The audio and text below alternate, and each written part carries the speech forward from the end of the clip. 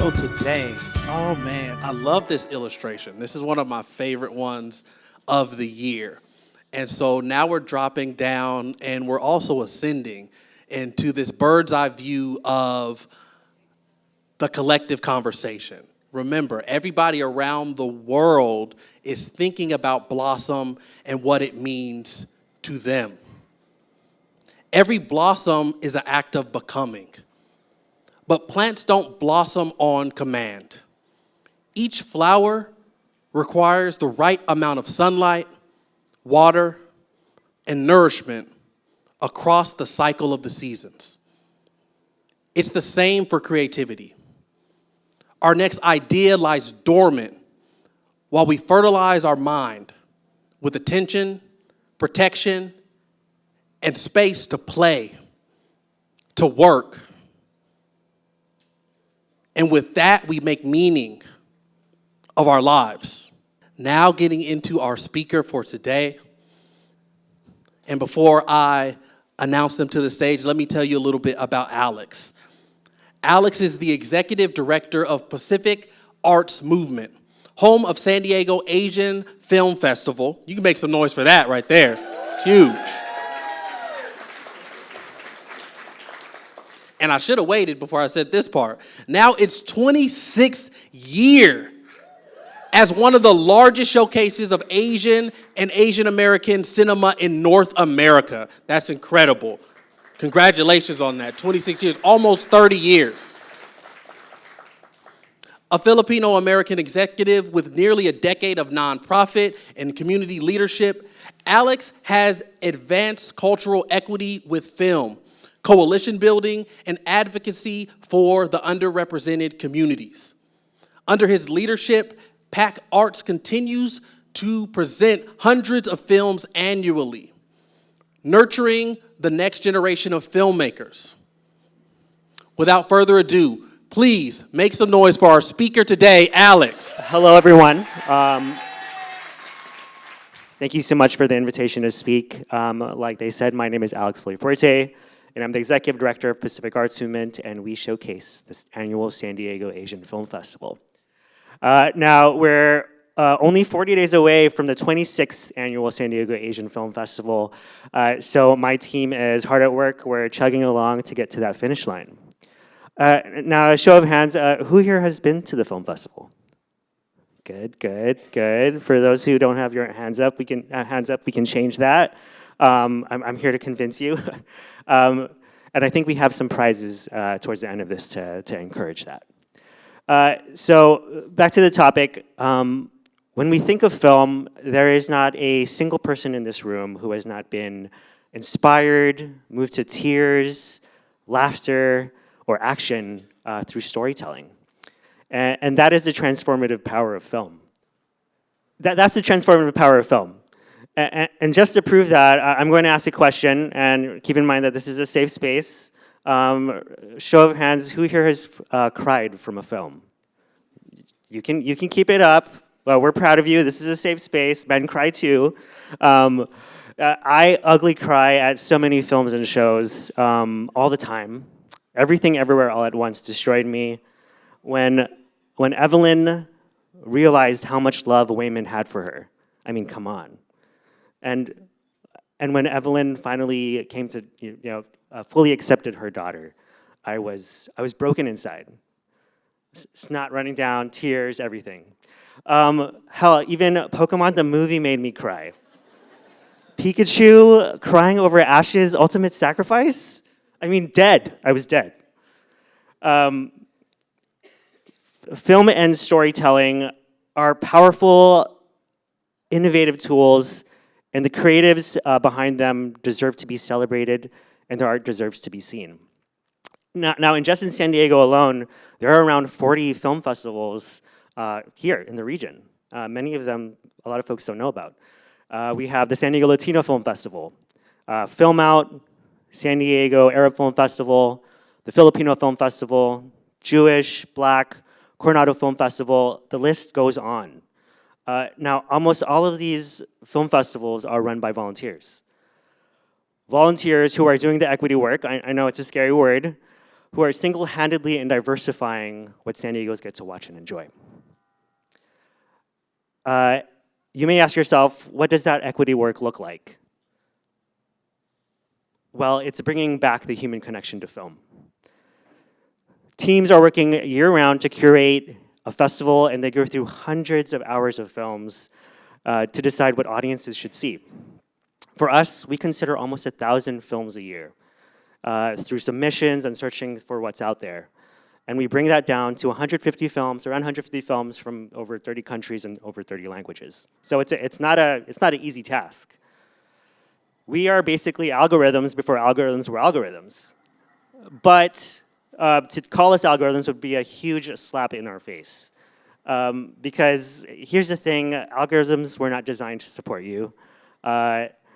They were designed to keep you plugged in, designed to keep you addicted, and designed to keep you doom scrolling. They're not built to enrich your life, they're built to extract your attention. A film festival is the exact opposite of that. It's about unplugging and reconnecting. It's about a team of humans creating an experience, carving out intentional space where community thrives, where stories spark dialogue, and where minds and hearts actually get to blossom. See what I did there? Now, what's powerful about these stories is their ability to break down walls and create compassion. Think about it.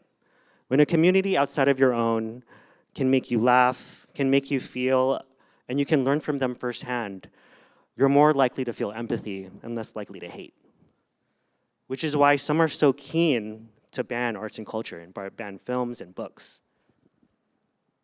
Stories spark dialogue rooted in lived experiences, and those conversations, that learning, becomes the soil that we need for our gardens to grow. The foundation for building pathways to a community that truly cares for one another.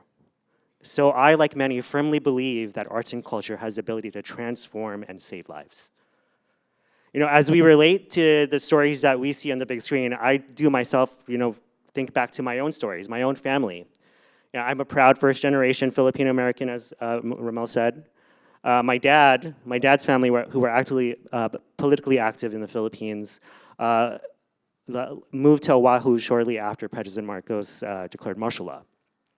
While my mom lived in Bataan, which is what I would call under extreme poverty, with my grandma and her two siblings after losing my grandpa during the Japanese occupation and the Bataan Death March.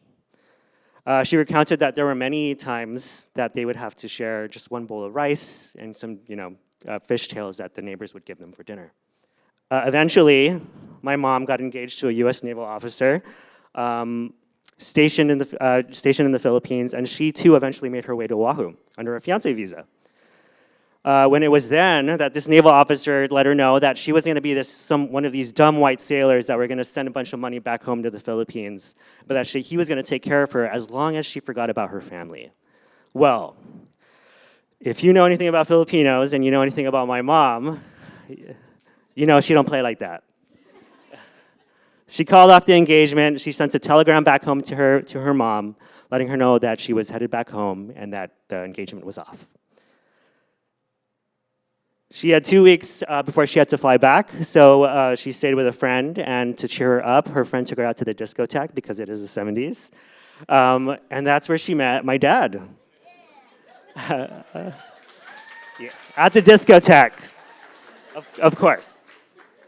My dad, a new immigrant, working many jobs, one of them a dishwasher for a local restaurant. They spent some time together, and in those 2 weeks, you guys, my dad was sprung. Madly in love. And so my dad did what any man would do in love. At the end of 2 weeks, he proposed. And my mom said yes. And they're actually in the room. They are, in January, celebrating 46 years of marriage. Say hi, Mom and Dad. Crazy kids, right? Crazy. Now, I just told an abbreviated version of this story, but it's a story that I love telling. It's proof that our own family stories, our own stories are just as captivating and inspiring as the ones that we see on the big screen. My mom, along with a supportive husband, go dad, raised 3 boys while making sure to lift her own family out of poverty. And that's a picture of them. It's grainy, but this is a picture of them, I think in Denver, where they eloped, I think, maybe? Nevada. And this is our most recent trip to back to Oahu, where our family started.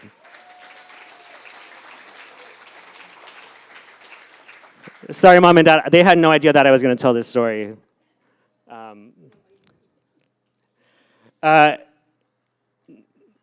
Now, what we just did, sharing stories and connecting, that's exactly what happens in the lobby of the film festival. At the height of the film festival, some folks are coming into the theater, some folks are coming out of what they just saw. Friends, new and old, are connecting about, how they can relate to the stories and, what other people should see and what they plan on seeing next. It's this buzz that doesn't really happen in the theater normally. And that's my favorite part of the film festival. And that's what arts and culture is meant to do. It's meant to cultivate connection. So going back to that equity work of our volunteers, without the work of our team and the teams behind the many film festivals here in the region, so many stories would go untold in San Diego. And that's sad. Instead, we'd be stuck with algorithms or whatever big box office thinks we should see. And that's why film festivals are counterculture. They push back. We don't pick films, much to my dismay sometimes, based on what we think is going to make the most money. We choose based on what we believe our audiences need to see and can connect with. And especially right now, cuts to public broadcasting directly affect film festivals like ours. So many of the documentaries, like the one you see right now, Standing Above the Clouds, the protest to protect Mauna Kea, are funded by public media. When that support disappears, stories like this risk never being told, and communities lose a chance to see themselves reflected on screen. And that's why it's so important to support independent filmmakers. So before we go to questions, I'll leave you with one ask. Make film festivals part of your every year. Seek them out, buy a ticket, and show up. The average film festival goer sees one film, and that's amazing and perfect. So to entice you, I'm going to share some sneak peek of our upcoming film festival. The 26th Annual San Diego Asian Film Festival is happening November 6 to 15. We are one of the largest showcases of Asian American cinema in the country. We're with the largest showcase of Taiwan films outside of Taiwan. Again, 150 films from over 30 countries and over 30 languages. Some films that we have here, we have Forge, directed by Jing Ai-ing, stars Kelly Marie Tran, who is a hometown hero, went to Westview, and Andy Ju and Brandon Suho. Siblings, Raymond and Coco, run a forgery ring, so a heist movie. And this film premiered at South by Southwest. The next film is The Dragon Painter, and is one of the oldest known Asian American films, and it's a silent film. And so we'll actually have a Japanese composer there to do a live accompaniment with it. So a rare opportunity to experience a silent film the way it was intended. Additionally, we have No Other Choice by Park Chan-wook. And this is being called this year's Parasite. And we'll just leave it at that.